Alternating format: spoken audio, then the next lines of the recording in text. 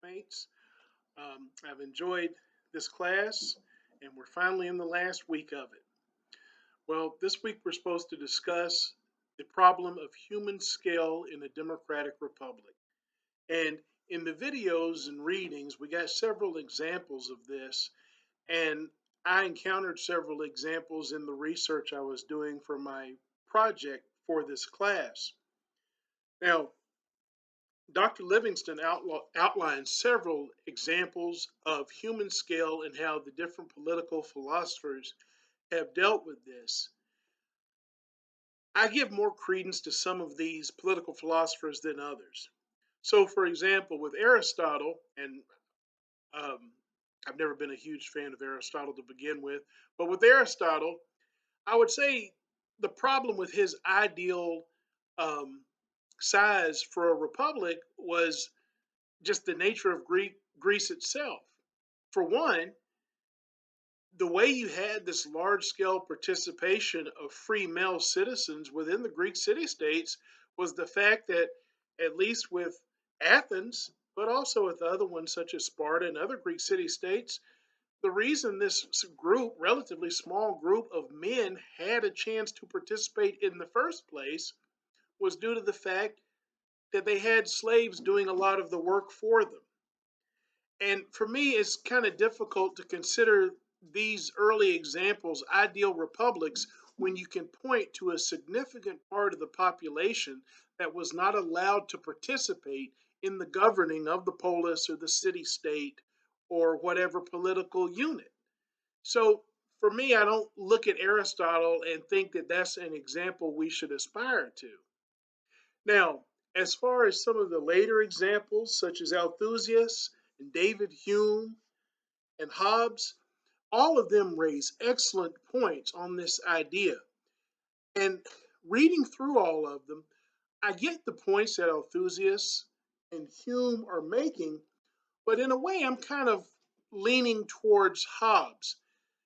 Not to the extent that without any sort of government, anarchy would would ensue, and life would be brutish and short.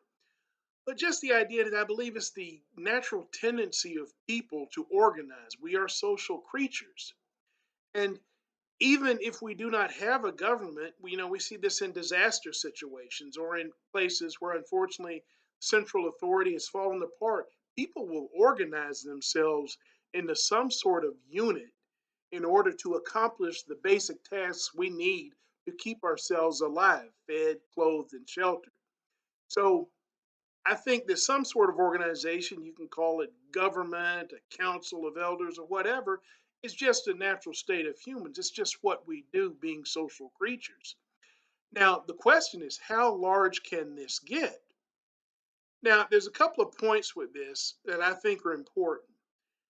First is that all of these authors that we've read, and a lot of their writings are surprisingly relevant for today, but all of these authors that we've read were writing in the 18th century or earlier. And one thing that I think you can't help but point out is the fact that the technology at the time limited communication and it limited how well an area could be held together, transportation and things like that.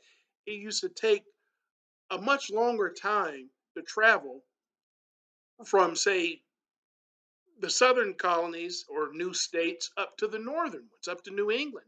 Now you can do that in a few hours in a plane. You can travel anywhere in the country. And that's a factor that can't be ignored in all of this.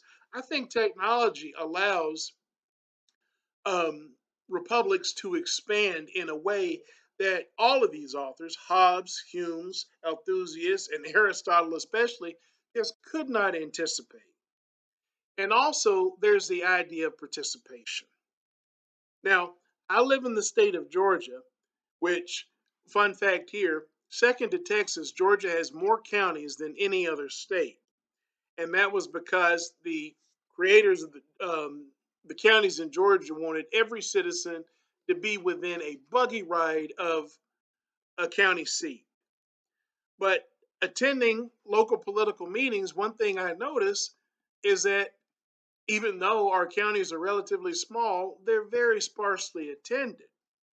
So I would say that it's not so much the size of the republic now as it's more of the level of participation and the level of interest that people have in politics and government and the effectiveness they think they can have in politics now.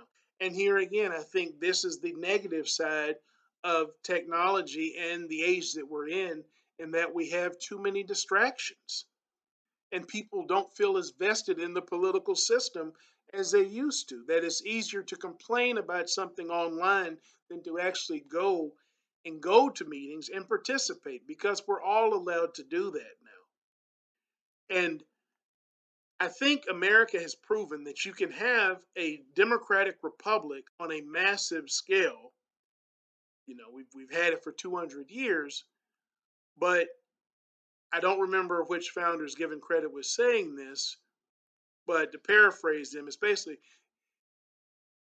you can have the democracy as long as you're willing to keep it.